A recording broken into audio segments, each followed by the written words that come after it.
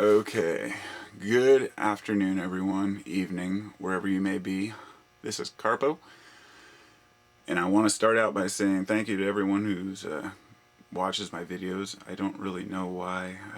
The reason why I even care is because I just want to expose people to a different angle of a different view of things, and I'm trying really hard not to post anything that can be taken offensively by one person or another. In fact, I'm trying to do the exact opposite. I got this new camera, hoping it works pretty well. It's a nice camera. So I'm going to read this little thing I wrote, and I call it thinking for yourself. Something that a lot of people think they do, but we all tend to kind of get pulled into the lump of the sum. It's just, we all want to stand for something, and it's important to us. So, without further ado, I will present this, and I hope you will listen. It's handwritten in my handwriting, yes. So, no, it's not typed out. It's not something else that's printed. It's something that my point is that it's something that mattered to me. Not a lot of handwriting going on in my life anymore, but, you know, I was just sitting there dealing with the kids, and this came to mind, and I had to share it. So, sorry. I'm going to go now. So, this was written Christmas Eve. It's called Thinking for Yourself. Who tells you how to be you? You? Are you sure? My deepest, most passionate research into who I am has led me to discover some things that I never considered. There's a lot of negativity in the world and in the news. And if left unchecked, it can affect our perception of the world. YouTube channels dedicated solely to the injustice of society are abundant. There's no reporting on good deeds or family events. It can be found. But this is all about NDAA, Illuminati, Nibiru, and so on and so forth. The list just goes on and on. And these people have thousands of followers upon their fear porn sites. They get so wrapped up in their paranoia, they forget to live and separate themselves from the rest they call sheep. This is the word to define anyone who does not share the exact same view as the fanatics. On a note, while I'm thinking about this, one thing you'll notice is my videos do not have commercials. I post these videos for the information of people.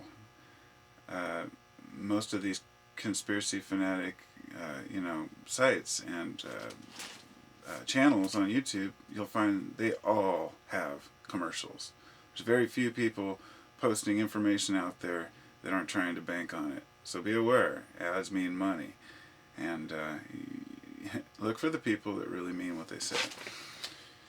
You know, a lot of people just go out there and say, hey, look, there was a shooting. It was a conspiracy. Everyone, hey, look at me. Look at my ad. Everybody click on this. And, you know, people go posting, oh yeah, I agree with you. And it goes on and on. The fact is, though, the shit really is happening. The shit really is going down, and a lot of these conspiracy theories are true. But it's not a conspiracy. It's life. And it's well known now. But that does not mean that being aware and being obsessed are one and the same. Okay? We flock to like-minded people. This is important. In psychology, you might call it an echo chamber. Echo chamber. Echo chamber. People reinforce one another's beliefs and keep the circle closed for comfort. Time to rethink that idea, folks. I'm not a stranger to arguing on YouTube. It's hard enough to get your point across with your voice, but typing it in a paragraph and only a certain amount of characters and coming across as you intended and intelligent is, well, difficult to say the least. For example, an atheist was telling me that I should try and see his point of view, as the world is still wondrous without religion. Well, I'd never considered seeing from a point of view that, for lack of better words, is a lack of a point of view. It made no sense to me.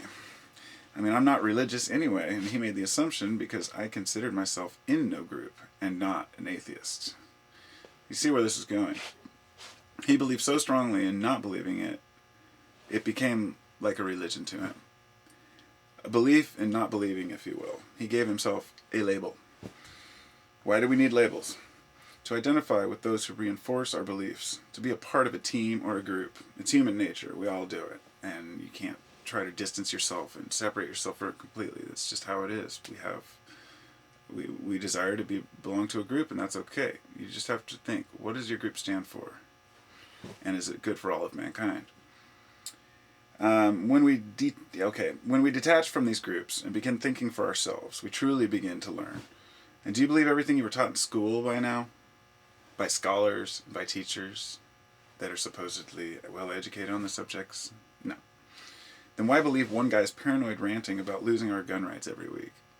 I've heard it for so long. It's because it gives us purpose. That's why. Something to stand for, fight for.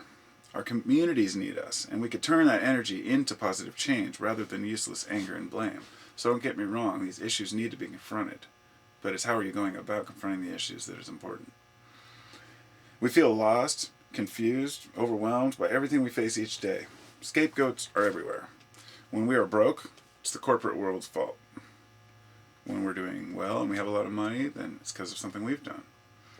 When we go to war, it's because of the elite. And when a loved one dies, it's God's fault. It's always a blame game, but when do we take blame? How much effort are we putting forth, and to what end? So let's just stop here a minute. Tomorrow morning, when you wake up, try and have no preconceived notions about why you are here and what you know. Every video, story, or book you've known, or that you're listening to, or that you're watching, listen with your heart and see if it feels right. Not if it agrees with your religion, your theories, or if it just sounds right. Feel it. Use your intuition. That's what it's for.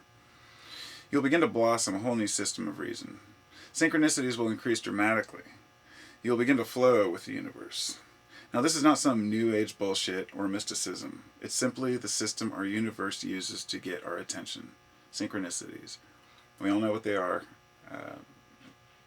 When you see, a certain number that you just saw, 1111, or maybe somebody calls that you were just thinking about. When things happen, they happen for a reason. And even I thought, when I was younger, well, that's bullshit. Not everything can happen for a reason. But if the universe is as perfect as it seems, then indeed it's true. So that's how I feel about it. It says this is how I feel anyway. Life is not meant to be difficult. Our material wants make it seem that way. Everything flows like water. When we resist the flow, we get upset and confused. This is when we seek our answers and start to blame the world for our woes. Okay, 99% of the people out there are good and honest. I'd say even more. Given the proper environment and education.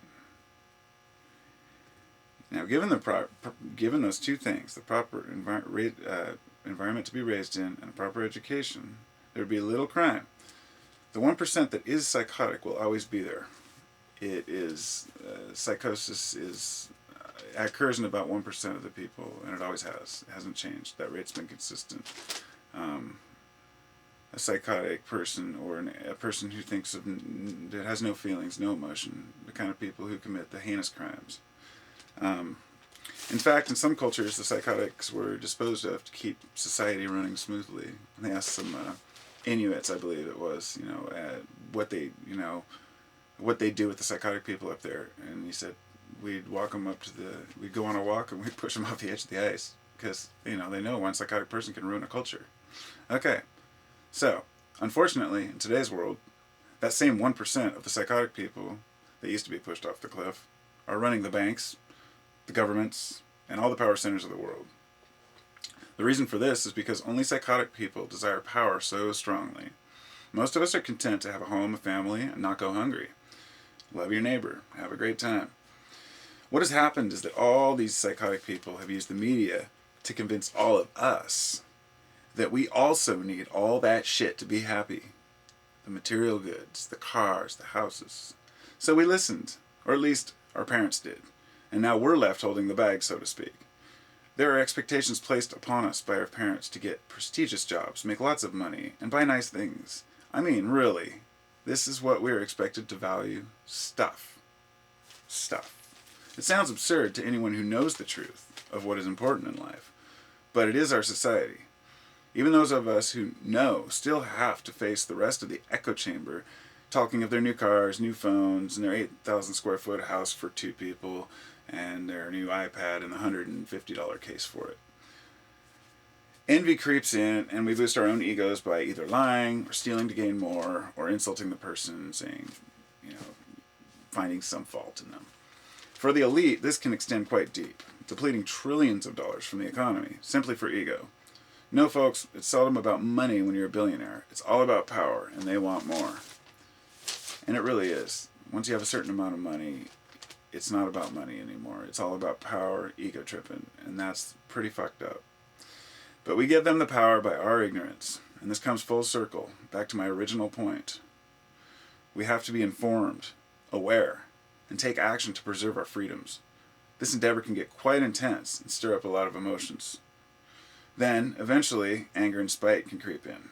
There we have it. A portion of the public so angry with the ignorant ones, they separate themselves from the so-called sheep and shut out the people they intend to awaken to the truth. This will never work, people. And you know what? That's exactly how they want it.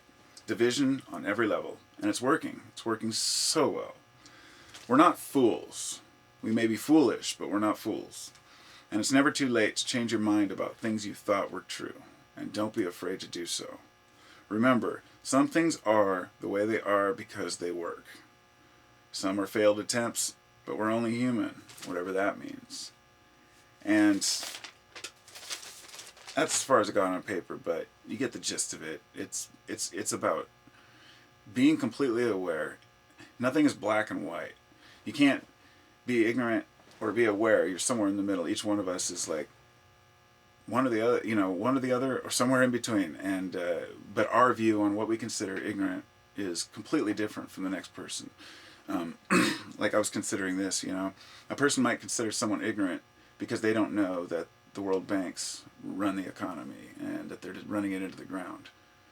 But that person who doesn't know about that they're destroying the economy, he might be an expert on real economy, or he might have a certain aspect of prepping or growing food or something that you can agree with. I'm sure everybody's met somebody on a level that they can agree with, maybe online or maybe discussing on the phone or whatever, just hearing someone talk on the radio, and then you find out who they really are and find out that they're nothing like you thought they were. They might be some hillbilly up in the Ozarks that's like a freaking genius and never been to school. But people are people. It doesn't matter where you're raised. It doesn't matter what environment you are, what culture you are, what race you are, or what religion you are. Although there are certain components to all those aspects that can cause problems. Or I should say, certain aspects of those components that can cause problems with the way a person thinks. Because if you are already predisposed to believe a certain thought, you're not going to change your mind for anybody else. So, anyway, I better go. Thank you all for watching, and don't be afraid to check out my other vids. Much love and peace, and I'll never put ads on my fucking channel. Be aware. Don't be scared.